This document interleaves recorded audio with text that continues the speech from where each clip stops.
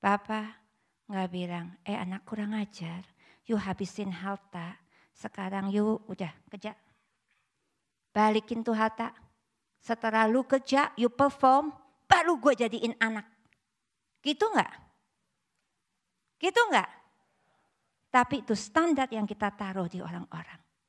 Kita suka bilang, lu pernah berdosa, lu pernah nipu, lu pernah bohong, lu pernah begini. You buktiin dulu ya, you udah bertobat bener-bener ya. Lu baru boleh, waduh, standar siapa? You see?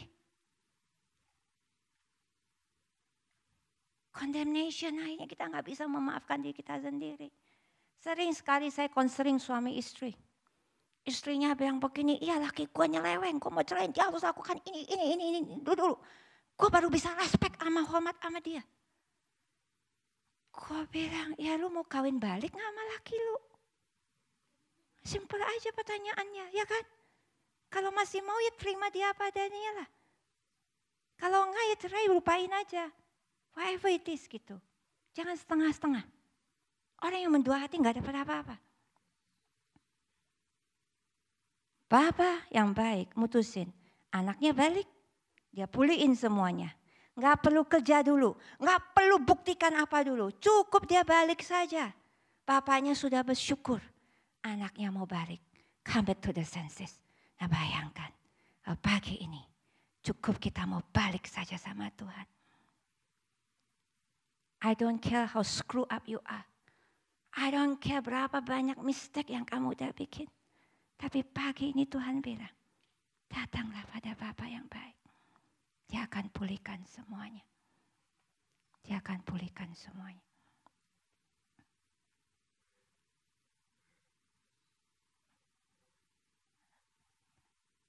Bisa tayangkan itu slide mengampuni? Ya. Kayaknya ini cuma lagi pikir gue mimpi apa ya. Kayaknya pagi ini kayak dimarah-marahin gitu kan.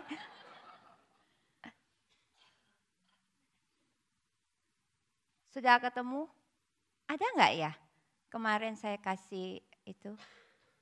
Oke, ya slide-nya. Oke, ini surat Koko Ahok.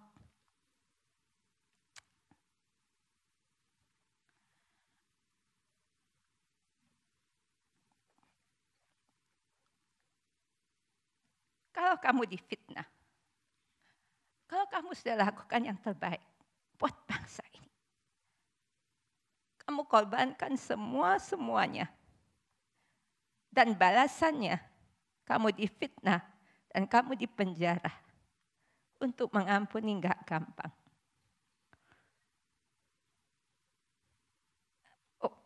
Waktu Koko Ahok tulis surat ini, itu adalah satu pergumulan yang panjang. Karena begini, sekali dia tarik banting, artinya dia give up. Dia terima cap bahwa dia penista agama. Dia harus terima, dia dipenjara 2 tahun.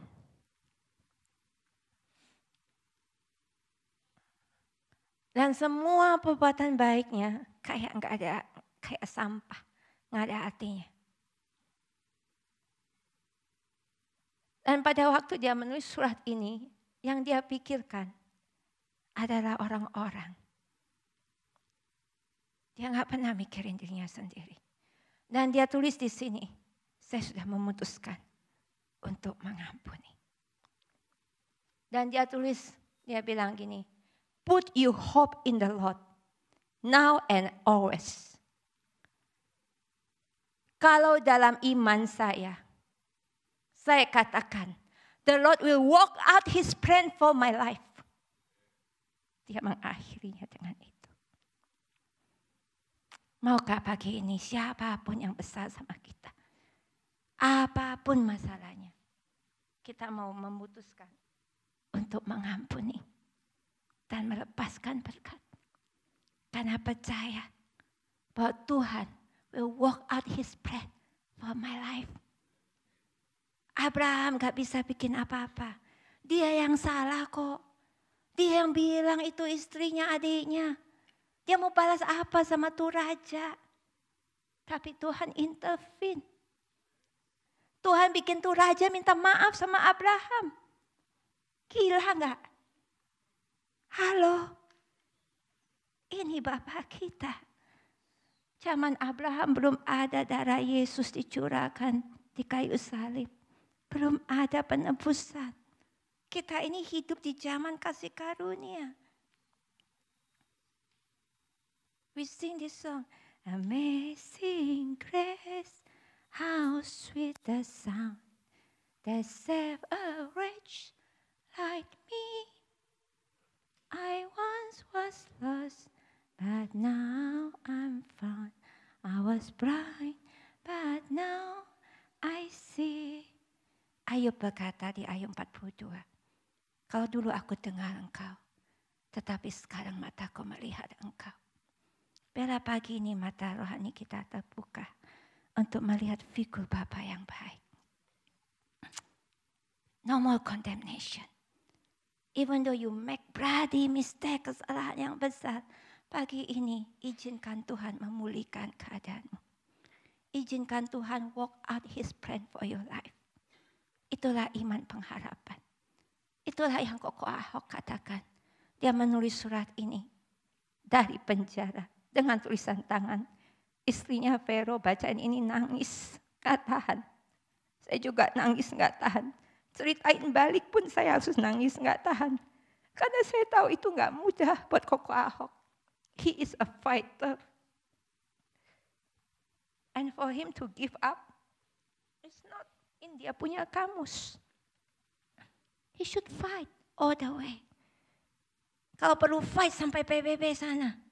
Go to human rights. Go to luar negeri. Whatever is that. Fight until the end. Tapi ketika Tuhan bilang, anakku, aku suruh engkau drop it. Aku mau engkau mengampuni. Aku mau engkau trust me. Do nothing. Just trust me. I will work it out for you. Aku gak tidur. Dia tulis pakai bahasa Jawa. Tuhan gak tidur. Gusti ora sare. Kenapa dia pilih pakai bahasa Jawa? Karena itu akan dimengerti semua orang. Terutama orang-orang yang memfitnah dia. Bahwa Allah tidak tidur. Bayangkan Abraham yang salah. Tuhan saja bela. Istrinya dibalikin.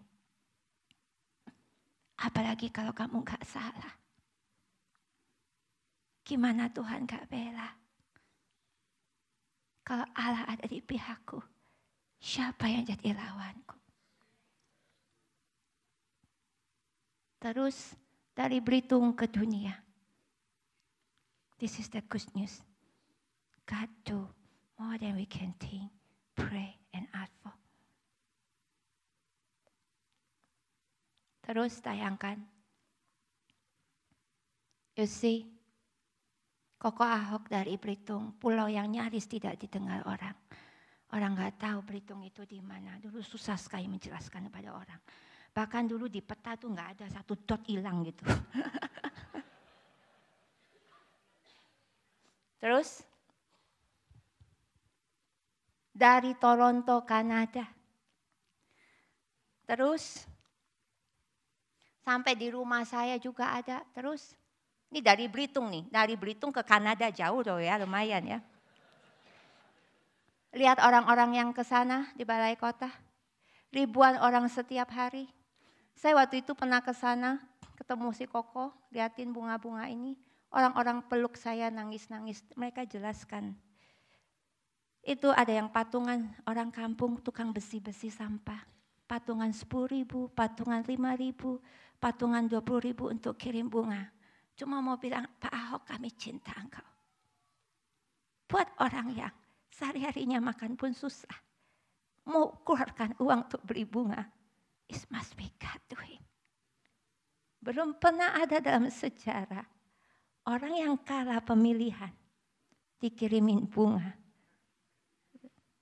Itu bunga lebih dari 7.000, bunga papan saja. Kalau nggak di stop, nggak tahu berapa. Terus ini sebenarnya tinggal Google. You see? That's orang datang, nggak bayangin bawa bunga yang tangkai-tangkai. Nggak bayangin bunga-bunga yang standing. Oh, the mainan. Who is Ahok? Kenapa Tuhan angkat sedemikian? Who is this Abraham? Kenapa Tuhan pilih dia menjadi bapa iman? We don't know. Tapi percayalah kita semua di ruangan ini. Siapapun engkau yang dengar suara saya. Kamu dipilih Tuhan. Kalau enggak, kamu enggak dengerin suara saya hari ini. Bayangkan ada beribu-ribu, berjuta-juta, saya enggak tahu berapa banyak orang di muka bumi ini. Tapi kamu dipilih. Kamu dijadiin anaknya. Dan kamu mendengar suara saya pagi ini. You are very special. You are chosen. Dan dia Bapa yang baik. Dia sayang sekali dengan kita.